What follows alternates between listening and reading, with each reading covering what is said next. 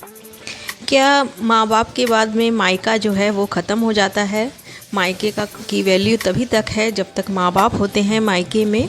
उसके बाद मायके की कोई वैल्यू नहीं रहती, या यूँ कहें कि मायका ही नहीं रहता। तो आप क्या सोचते हैं, आज मैं अपने पर्सनल एक्सपीरियंस से आपके साथ में शेयर करूँगी कि क्या है एक्चुअली, मैं क्या फ़ील करती हूँ, क्या मैंने अभी तक एक्सपीरियंस किया है, और एक मजबूत बॉन्ड माँ बाप के बाद अपने भाई भाभी से किस तरीके से बनाएं, शुरुआत से ही बनाएं, ताकि जो है माँ बाप के बाद भी हमारा जो मायका है वो बना रहे।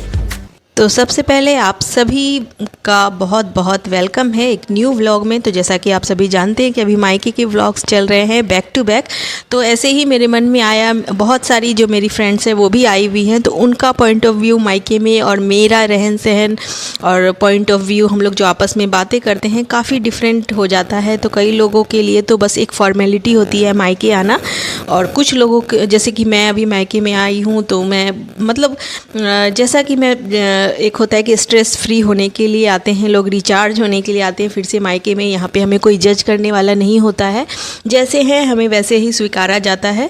तो मेरा पर्सनल पॉइंट ऑफ व्यू वैसा है, लेकिन सबका वैसा नहीं होता। कुछ एक जो होती है इस तरीके से आती है एक दो दिनों के लिए, उसमें ही बस उनको बस आ करके फिर चले जाना होता है, और ज़्यादा कुछ अच्छा एक्सपीरियंस नहीं होता, या तो यूँ कहें कि एक फॉर्मेलिटी बस होती है आने की।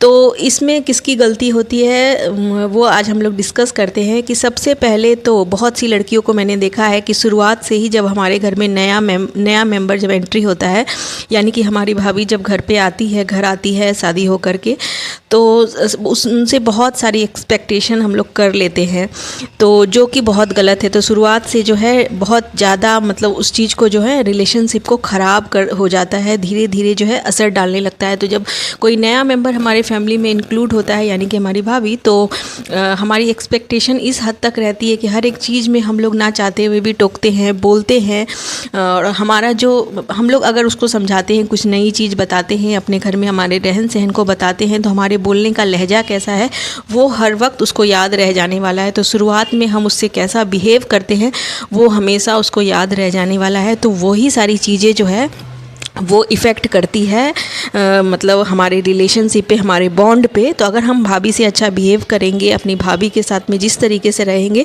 तो भाई के साथ भी बॉन्ड जो है हमारा बिल्कुल वैसा ही रहेगा। तो किसी के साथ में भी वैसा बिहेव करने से पहले हमें खुद के ऊपर उस चीज़ को सोच लेना चाहिए कि अगर हमारी मम्मी है मायके में और हम लोग उनसे घंटों बैठ करके अपनी भाभी की बुराइयाँ करते हैं, भाभी के बारे में अनाप शनाप बोलते हैं। हर एक के अंदर बुराई होती है, ये नहीं कहूँगी कि मेरे अंदर नहीं है या आपके अंदर नहीं है। तो हर एक इंसान परफेक्ट नहीं होता है, लेकिन बहुत सारी मतलब मैंने लड़कियों को देखा है कि अब मम्मी से बैठ कर के घंटों बातें करती हैं, बुराइयां करती है अपनी भाभी की।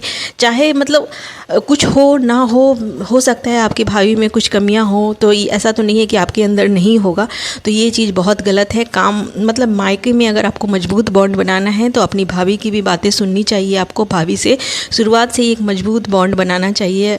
मतलब अगर आप बड़े हैं तो आपको बड़प्पन दिखाना चाहिए। तो बहुत सारे मैंने घरों में देखा है कि मम्मी के साथ में बैठ करके घंटों बुराइयां की जाती है, अपशब्द बोले जाते हैं अपनी भाभीियों को, जिससे कि ना चाहते हुए भी भाभियाँ जो है वो एक तरीके से मतलब खिंच जाता है वो रिश्ता, और डोर जो है बिल्कुल एक गांठ सी पड़ जाती है, कई बार टूट भी जाती है। तो इसमें जो है सबसे बड़ा जो एक रोल होता है वो एक नंद का होता है, यानी कि घर की बेटी का होता है, कि वो किस तरीके से जो है वो एक बॉन्ड जो है बनाती हैं अपनी भाभी के साथ में। अगर आप चाहते हैं कि माँ बाप के बाद में भी आपका बॉन्ड जो है आपका मायका एज इट इज़ बना रहे, तो बहुत सारे केसेस 80% केसेस में मैं बोलूँगी कि सबसे ज़्यादा अहमियत जो होती है, सबसे ज़्यादा बड़ा रोल जो होता है एक बेटी का ही होता है। हालाँकि मैं बता दूँ कि मैं अपने जो मेरा मायका है वहाँ पे बड़ी हूँ, तो यहाँ पे जो है बहुत सारी चीज़ें मैं अपनी भाभीयों को बताती हूँ, समझाती हूँ, सिखाती हूँ। तो शुरुआत से ही जो है एक छोटी बहन के जैसे मैंने उन लोगों को देखा है, तो बहुत सारी चीज़ें उनकी मुझे अच्छी नहीं लगती, और हो सकता है उनको भी मेरी चीज़ें अच्छी नहीं लगती हो, लेकिन हमारे अंदर जो है बोलने का एक लहजा होता है। ये नहीं कि कुछ भी बोल जाते हैं एक दूसरे को, ताकि जो है हमारा रिस्पेक्ट जो है एक दूसरे के मतलब लिए कम हो जाए। तो शुरुआत से ही मैंने कोशिश की है कि एक अच्छा सा बॉन्ड बना सकूँ, ताकि जो है हमारा जो अपने भाई के साथ में भी जो बॉन्ड है वो अच्छा रहे। तो अगर आपके पति के सामने, मतलब किसी के भी पति के सामने पत्नी की बहन जो है वो अगर अपने भाभी, ये नहीं कि हम लोग अपने भाई को फ़ोन लगा लें और अपनी उसकी वाइफ के लिए अनाप शनाप बोलेंगे या बताएंगे उसको ये नहीं आता है या ऐसी है वैसी है, तो ऐसा बहुत गलत है। हाँ, हम लोग समझा ज़रूर सकते हैं, नए घर से कोई नई लड़की आती है तो सब कुछ उसको नहीं आता है, तो हम लोग इतना ज़रूर कर सकते हैं, लेकिन अपना लहजा हमेशा अच्छा रखना चाहिए और कभी भी कुछ अपशब्द का उपयोग नहीं करना चाहिए। तो आप चाहते हैं माँ बाप के बाद भी मायका एज इट इज़ बना रहे, तो अपने ऊपर काम करना चाहिए। हम बहनों को जो कि मायके आती है बहुत सारी यादें सजोने के लिए, तो आपका भी मायका हमेशा बना रहेगा। तो फ़िलहाल मैं यहाँ बता दूँ कि आज बहुत सारी चीज़ें भाभी ने यहाँ पे बनाई थी। तो आज ब्रेकफास्ट में बना था, आपने देखा ही कि जो है स्प्रिंग रोल उसने बनाए थे बच्चों के लिए। तो बहुत सारा ध्यान रखती है बच्चों का जो भाभी है वो हमेशा। मैं भी बहुत सारी ऐसी चीज़ें बनाती हूँ जो मुझे बहुत, मतलब जो मेरी स्पेशलिटी है, बहुत सारी चीज़ें मैं सिखाती भी हूँ, क्योंकि वो दोनों मुझसे छोटी हैं तो बहुत सारी चीज़ें उनको नहीं पता होती है, तो मैं बताती हूँ बहुत सारी बातें। ऐसा नहीं है कि मैं डांट करके बोलूँ कि ये तुम्हें नहीं आता, ये ऐसे क्यों नहीं आता, इतना टाइम हो गया अभी तक तुमने नहीं सीखा, तो ये बिल्कुल लहजा नहीं होता मेरा। तो मैं उनको ऐसे फील करवाती हूँ कि कोई बात नहीं है, मुझे भी नहीं आता था पहले, तो मैंने भी अपने एक्सपीरियंस से सीखा। तो इस बात का ज़रूर ध्यान रखिए। और अभी जो है छेने और मैंगो की मिठाई बनाई है यहाँ पे भाभी ने, बहुत ही अच्छी बनाई है। बहुत ज़्यादा कुकिंग नहीं करती है भाभी मेरी, लेकिन अभी जो है नई शादी के बाद ही कुकिंग करना स्टार्ट किया। और ये देखिए मिल्क पाउडर और आम और छेने के साथ में, मतलब ये जो है मिठाई बनाई है, संदेश बनाया है मिल्क, मतलब ये जो छेने का संदेश बनाया है, मैंगो संदेश बनाया है इसने। और साथ साथ में मैंने बीच बीच में आके थोड़ी बहुत हेल्प करवा दी थी। और साथ में जो है डिनर भी यहाँ पे बनाने के लिए रख दिया है। तो डिनर के लिए सब्ज़ी बना रही है, कढ़ी मैंने बना दी थी और आटा भी लगा दिया था। तो साथ साथ में इस तरीके से हम लोग काम भी करवा दिया करते हैं। और ये जो देखिए फ्रिज में जो है इसको रख दिया था जमने के लिए। तो इधर मिठाई भी बहुत ही टेस्टी बनी थी।